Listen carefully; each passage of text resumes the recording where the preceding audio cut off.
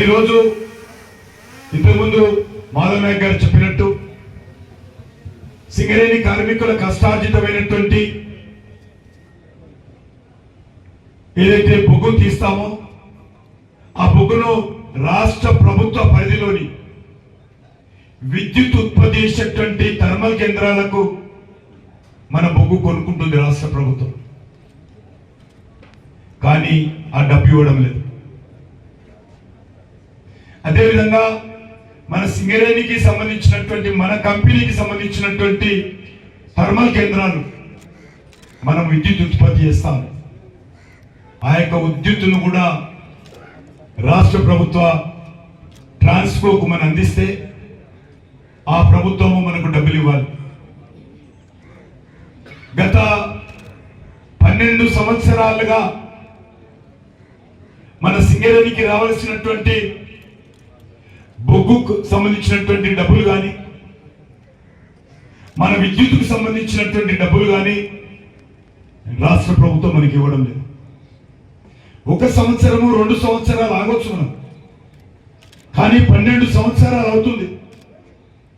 మన రక్తాన్ని చెమటగా మార్చి మనం కష్టపడి ఉత్పత్తి చేసినటువంటి బొగ్గంతా కూడా దానికి సంబంధించినటువంటి 54,000 పైచీలకు రాష్ట్ర ప్రభుత్వం మనకి ఇవ్వాలి. ఇదో రాష్ట్రంలో ఏ పనులు జరుగుతలేవా, కాంట్రాక్ట్లో డబ్బులు ఇస్తలేరా, కొత్త ప్రాజెక్టులు చేపడతలేరా, తమ రాజకీయ అవసరాలకు కొత్త పథకాలు ప్రారంభిస్తలేరా, అన్ని చేస్తున్నారు. అన్ని రకాలుగా ఎక్కడ ఏ లోటు లేకుండా కొన్ని చేస్తున్నారు. ఈరోజు మనం జీతాలు ఇవ్వాలంటే ఓడి తీసుకోవాల్సిన పరిస్థితి వచ్చింది సింగరేణికి. ఎందుకు వచ్చింది కర్మ అని అడుగుతాం. ఎందుకు ఈరోజు ఈ పరిస్థితి వచ్చింది?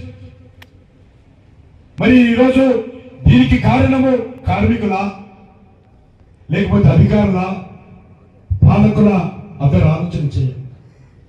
గతంలో 10 సంవత్సరాలు పరిపాలించినటువంటి ప్రభుత్వమా, ఇప్పుడు సుమారు 3 సంవత్సరాలుగా పరిపాలిస్తున్నటువంటి ప్రభుత్వమా?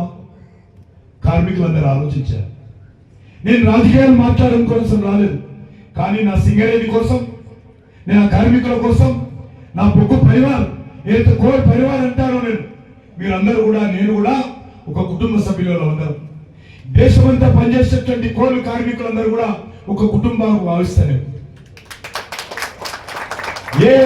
ఏ రాష్ట్రంలో ఏ బొగ్గు ఉన్నప్పటికీ కూడా, సింగరేణిలో కూడా 49% ఉన్నప్పటికీ కూడా ఇక్కడ నేను ఏ రకమైనటువంటి అధికారం నాకుండదు. అధికారం లేకున్నా కూడా నేను కార్మికుల తరఫున, నేను మంత్రిగా కాకముందు శాసనసభ్యుడిగా శాసనసభలో ఆ రోజు కేసీఆర్ ప్రభుత్వాన్ని నీళ్లు తాగించింది. ఈరోజు మళ్ళీ నేను మంత్రిగా ఉన్నప్పటికీ కూడా ఖచ్చితంగా నేను కార్మికుల తరఫున మాట్లాడతాను. అందుకే నాకు ఆవేదన ఉంది కాబట్టి, నాకు సింగరేణి సమస్యలు తెలుసు కాబట్టి నేను మంత్రిగా అయిన తర్వాత ప్రధానమంత్రి గారు అనేక సార్లు కలిశాను. ఎందుకంటే మీకు అందరికీ తెలుసు, 2014 తర్వాత అది ప్రభుత్వానికి సంబంధించి కానీ, రాష్ట్రానికి కానీ, కేంద్రానికి కానీ ఏ బొగ్గు కంపెనీలకు కేంద్ర ప్రభుత్వము నామినేటెడ్ బేసిస్ లో కోల్ బ్లాక్స్ ఇవ్వలేదు. ఇప్పటివరకు మనకు తెలుసు 2013-14లో ఏదైతే కోల్ స్కామ్ జరిగింది, 2.5 లక్షల కోట్ల రూపాయల బొగ్గు కుంభకోణం జరిగింది. మన్మోహన్ సింగ్ గారు ప్రధానమంత్రిగా ఉన్నప్పుడు సిబిఐ, సుప్రీంకోర్టు, కాగ్ అనేక రకాల నివేదికలు, దర్యాప్తులు జరిపారు. మంత్రులు జైలుకి వెళ్ళారప్పుడు, అప్పుడు సుప్రీంకోర్టు తీర్పిచ్చింది. ఇదందరూ మనం అర్థం చేసుకోవాలి. 2014లో అందరికి కూడా, అది ప్రైవేట్ కంపెనీ కానీ గవర్నమెంట్ కంపెనీ కానీ, అన్ని కంపెనీలకు కూడా యాక్షన్ బేసిస్ లో ఇవాళ మీరు ఎక్కడ కూడా నామినేషన్ బేసిస్ లో ఇవ్వద్దన్నారు. 2014 నుంచి ఈ రోజు వరకు దేశంలో ఏ కోల్ కంపెనీకి, అది గవర్నమెంట్ ఆఫ్ ఇండియా కోల్ కంపెనీలు కానీ, రాష్ట్ర ప్రభుత్వాలకు సంబంధించినటువంటి కోల్ కంపెనీలు కానీ ఒక్కటి కూడా నామినేషన్ బేసిస్ ఇవ్వలేదు. కానీ ఈరోజు నేను గర్వంగా చెప్తాను, నరేంద్ర మోడీ గారి యొక్క ఆదేశాలతో నేను ఒక తెలంగాణ బిడ్డగా కేంద్ర మంత్రి అయిన తర్వాత ఈరోజు మరి 12 సంవత్సరాల తర్వాత గత 2 దశాబ్దాలుగా కిరణ్ కుమార్ రెడ్డి గారు ముఖ్యమంత్రి ఉన్నప్పుడు, రోషయ్య గారు ముఖ్యమంత్రి ఉన్నప్పుడు, వైఎస్ఆర్ గారు ముఖ్యమంత్రి ఉన్నప్పుడు కూడా ఈ యొక్క తాడిచెర్ల 2 కోసం అనేక రకాలుగా వాళ్ళందరూ ప్రయత్నం చేసినటువంటి విషయం నేను జ్ఞాపకం చేస్తాం. కానీ అయినప్పుడు కూడా తాడిచెర్ల 2 మన సింగరేణికి రాలేదు. ఈరోజు నేను గర్వంగా చెప్తా ఉన్నాను, నరేంద్ర మోడీ గారి ఆదేశాలతో వారి అనుమతితో ఈరోజు తాడిచెర్ల 2 మన సింగరేణికి వచ్చిందనే విషయాన్ని మనం చేస్తున్నాం. ఇది రాజకీయాలకు సంబంధం లేదు, నేను ఏ పార్టీని విమర్శించడం లేదు. కానీ నా కార్మికుల ముందు, నా యొక్క విభాగానికి సంబంధించినటువంటి కంపెనీ ముందు ఖచ్చితంగా వాస్తవాలు వెల్లడించాలి. నేను ఒకటే అడుగుతా ఉన్నాను, ఈరోజు 54,000 కోట్ల రూపాయలు అప్పు పెట్టి బకాయిలు పెట్టారు. ఎందుకు పెట్టారని అడుగుతా ఉన్నాను. రాష్ట్ర ప్రభుత్వం పూర్తిగా దివాలా తీసిందా?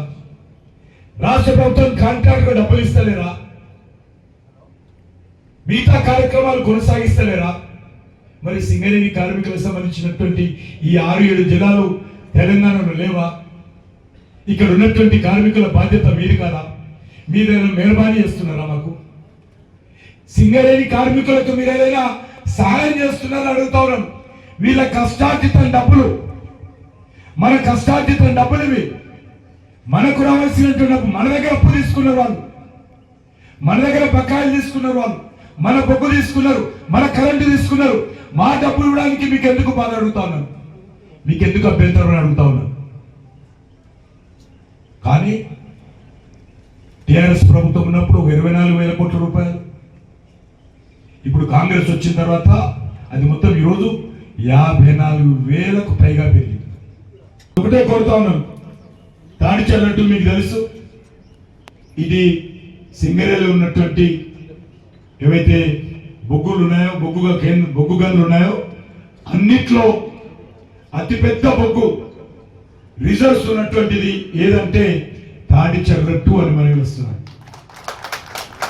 గ్రేడ్ 8, ఈరోజు గ్రేడ్ 8 ఏదైతే మంచి కోలు మన సింగరేణి పరిధిలో వచ్చేటువంటి కోలు ఏదైతున్నదో అది చాలా తాడిచెర్ల కూడా రాబోతుందని మనం చేస్తున్నాం. సింగరేణికి న్యాయం జరిగే అన్ని రకాలుగా చర్యలు తీసుకుంటాము. దానికి సంబంధించి తప్పకుండా సింగరేణికి వచ్చే విధంగా అన్ని రకాలుగా ప్రయత్నాలు చేస్తాం. లైక్ చేయండి, షేర్ చేయండి, సబ్స్క్రైబ్ చేయండి. మరిన్ని వీడియోల కోసం బెల్ సింబల్ పై క్లిక్ చేయండి.